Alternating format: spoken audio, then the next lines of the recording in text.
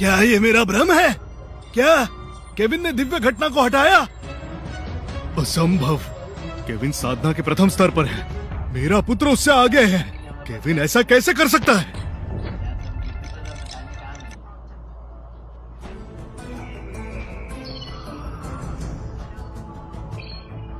क्या हो रहा है? अचानक अंधेरा क्यों हो गया? सुनो, ये हवा के झोंके की आवाज लगती है। ये एक स्वर्गीय घटना है। ऐसी घटना तब होती है जब कोई योद्धा योगी अपना स्तर बढ़ाता है। क्या ऐसा लगता है हमारे ज्येष्ठ भ्राता स्तर बढ़ा रहे हैं?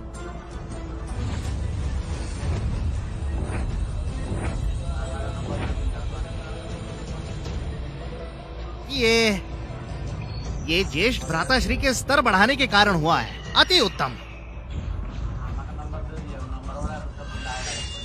मैं आचार्य जी को बता देता हूँ। आचार्य जी, मेरी बात सुनिए। हमारे गुरुकुल में एक स्वर्गीय घटना घटी है। क्या? एक स्वर्गीय घटना हमारे गुरुकुल में? क्या चल रहा है यहाँ? स्वर्गीय घटना कैसे घट सकती है? कारण मैं जानता हूँ। मेरे पुत्र ने स्वर्णिम स्तर साकार कर लिया। थोड़ी देर पहले वो चिंता मुक्त से गुजरा। बस यही बात है। मैं इस सोच में पड़ गया था कि केविन जो साधना के पहले स्तर पर है उसने ऐसा किया। केविन 10 साल से तपस्या कर रहा है, वो अचानक स्वर्णिम स्तर कैसे साकार कर लेगा? लगता है हम गलत थे। कैलेब क्लार्क ही असली विद्वान है। वो स्वर्ग का गौरव है। वो केविन नहीं है। तुमने केविन को हाथ हिलाते हुए देखा नहीं था क्या? वो स्वर्गीय घटना को रोकने की कोशिश कर रहा था। वो साधना के पहले स्तर पर है। ऐसा केवल सम्राट स्तर वाले कर सकते हैं। कैलेब की स्थापना ने स्वर्गीय घटना उजागर की। वो एक दिन अवश्य सम्राट बनेगा। कैलेब क्लार्क की बात ही ऐसी है। सम्राट का अंदाज है। सम्राट के जैसा अंदाज। अच्छा।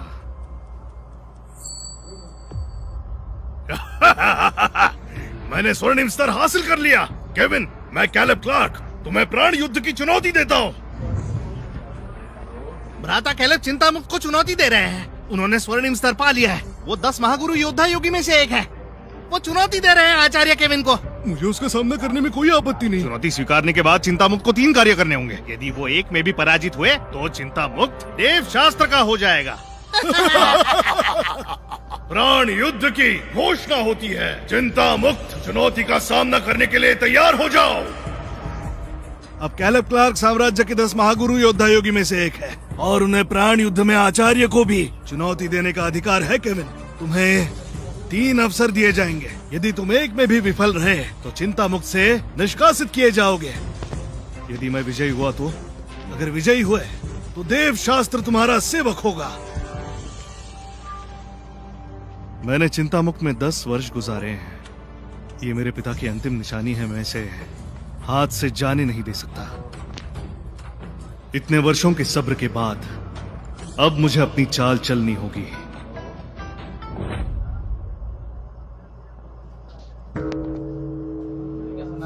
केविन, आशा नहीं थी तुम जैसा नाकाम इतना निर्भय होगा। यहाँ आने का साहस। केविन, समझदारी दिखाओ, घुटने टेको, हमारे ज्येष्ठ भ्राता से क्षमा मांगो, अन्यथा जब युद्ध की शुरुआत होगी तो बचाव के लिए भागना मत। केविन, मैं उम्र में बड़ा हूँ, इसलिए समझा रहा हूँ। शीघ्र क्षमा मांग लो और पराजय स्वीकार लो। तुम केवल ऊर्जा की शुद्धि कर रहे हो। तुम कैसे कैलेब का सामना कर सकते हो? जब कैलेब ने मूल स्थापना का निर्माण किया तो एक दिव्य प्रतिक्रिया उत्पन्न हुई। वो योगियों की दुनिया में सर्वश्रेष्ठ है और तुम 10 वर्षों से एक ही स्तर पर हो। एक बात याद रखो, इस जन्म में तुम कभी भी आगे नहीं बढ़ पाओगे। समझ गए तुम? तुम्हारी शक्ति और कैलेब जी की शक्ति में भूमि और आकाश का अंतर है, समझे ना? कैलेब भाई ने अगर तुम्हें छू भी लिया ना तो तुम्हारी मृत्यु निश्चित है। केविन, अपने घुटने टेक दो या फिर केवल खुद मृत्यु को स्वीकारो, पर मेरी पुत्री को इस सब में घसीटने का दुस्साहस मत करना। स्वर्णिम स्तर, हाँ, मेरे समक्ष उसकी शक्ति शून्य है। आचार्य की ऊर्जा की शक्ति बाकियों को कम लग सकती है, परंतु वास्तविकता में कोई भी उनके समक्ष नहीं टिक पाएगा। ये व्यक्ति तो मुंह फट भी है और लंबी लंबी हाँकता है। इसकी शक्ति का स्तर इतना कम है कि कोई नौसिखिया शिष्य भी इसे धूल चटा दे। भ्राता श्री इस पर केवल एक उपकार करेंगे, वो भी केवल इसलिए इसके पिता का साम्राज्य के उद्धार में योगदान है। इन नौसिखिए शिष्यों को कदाचित अनुमान नहीं है कि आचार्य केविन कितने शक्तिशाली है। यदि वो क्रोधित हो गए तो समस्त साम्राज्य पूरी तरह नष्ट हो जाएगा। केविन, एक समय पर तुम्हारे पिता साम्राज्य के गौरव और शौर्य थे। उनके घर तुम जैसा पुत्र जन्मा, ये कितनी दुखद बात है। दम नहीं है किंतु बड़ी बात है। केविन, तुम्हें पराजित करने के पश्चात मैं चिंता मुक्त को नष्ट कर भूमि में समा दूंगा। उसके बाद तुम्हारी कुटिया जलाकर राख कर दूंगा। फिर मैं वहाँ एक महल की स्थापना करवाऊंगा टेसा को जीवन भर के लिए। वही बंद रखूंगा अपने लाभ के लिए, अपने आनंद के लिए, चरम सुख के लिए। भागो! उन्होंने आचार्य को क्रोधित कर दिया। हमें इससे दूर रहना चाहिए। इन मूर्खों को अच्छे बुरे का अंतर नहीं पता। आचार्यों को वास्तविकता में क्रोधित कर दिया। ये लोग गए काम से। इन्होंने ही अपने पैरों पर कुल्हाड़ी मार दी।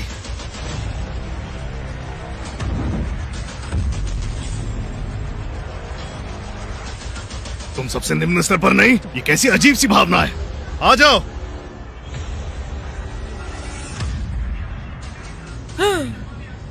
वास्तविकता में मैं तुमसे बिना स्तरों के निपट लेता, परंतु आज मैं तुम्हें नहीं छोड़ूंगा। तुमसे निपटने के लिए मात्र 10 अंक ऊर्जा पर्याप्त है, परंतु आज मैं पूरे जोश में हूँ। ये डरावना एहसास कैसा? क्या ये केविन के कारण हुआ? असंभव। केविन केवल एक तपस्वी है। वो इतना भयावह कैसे बन सकता है? अवश्य कोई दिव्य शक्ति हमारे निकट होगी। सत्य वचन। वो एहसास ऐसा था जैसे कोई देवता आसपास हो। शक्तिशाली आभा थी। मेरी आत्मा कांप उठी। और केविन के कारण ऐसा होना असंभव है। उसकी आभा इतनी शक्तिशाली नहीं है। एहसास। सेवक, उसे पराजित करो। अवश्य। मैं इस जैसे दुर्बल योद्धा योगी को एक बार में पराजित कर सकता हूँ।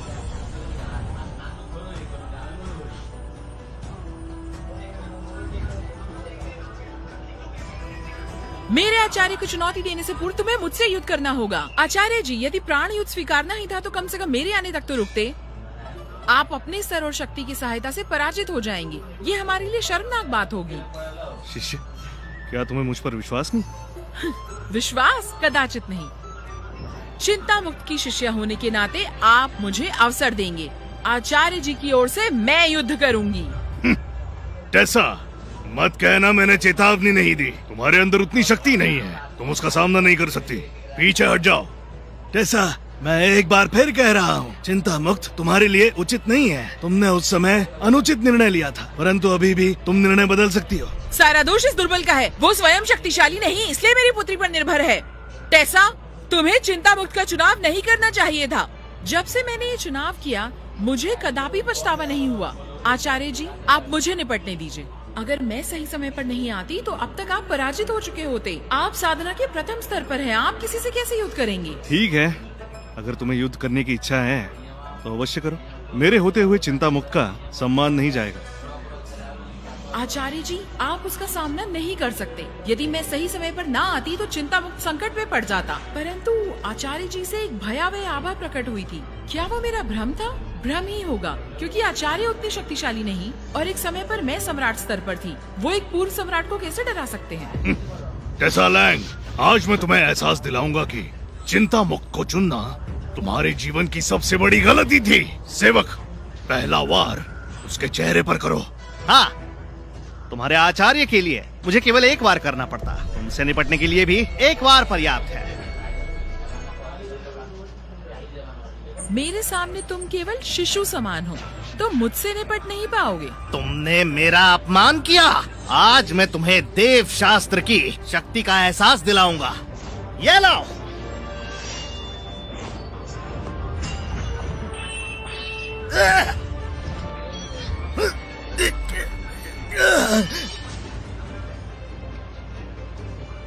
मेरे लिए तुम नन्हे शिशु समान ही हो। असंभव। तुमने इतनी जल्दी ऊर्जा शक्ति का निर्माण किया? हाँ। सेवक, तुम बड़ी जल्दी पराजित हो गए। उसने पलक झपक दी, तुम्हें धूल चटा दी। टेसा लैंग तुमसे स्तर में केवल एक अंक आगे है। तुम तो एक वार में ही पराजित हो गए। इतना अधिक कौशल चिंता मुक्त में बर्बाद हो रहा है। तुम्हारी शिष्या के पास कौशल भी है और वो चिंता मुक्त के बारे में सोचती भी है। केविन, तुम बड़े भाग्यशाली हो जो ऐसी शिष्या मिले। चिंता मुक्त में होना 10 वर्षों के आशीर्वाद के समान है, और जब मैं सम्राट स्तर साकार करूंगी तो अपने आचार्य को अपना शिष्य बनाकर